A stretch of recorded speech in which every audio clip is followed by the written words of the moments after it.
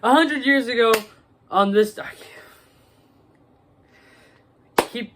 keep doing that, and all the intros.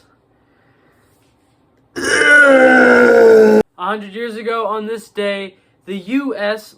left the Dominican Republic after occupying it for 8 years. Now, to understand why they were there in the first place, to go back to 1916, when the U.S. not invaded, but started to occupy, put their forces into the country to occupy the Dominican Republic. The reason why they did this is because during the time, even though if they weren't in World War I, Germany was still attacking their civilian boats with a bunch of American citizens on it. And so, the U.S. feared that Germany might use the Dominican Republic as a base of operations to attack the U.S. So they occupied the country to prevent that from happening.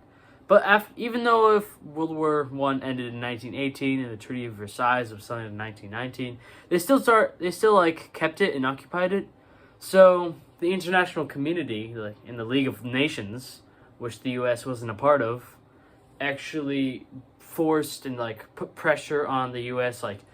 Leave, and until they finally obeyed, which they did, and they left the country. But they put in some provisions to whichever, if it's necessary for the U.S. to intervene in the Dominican Republic, then they would do so.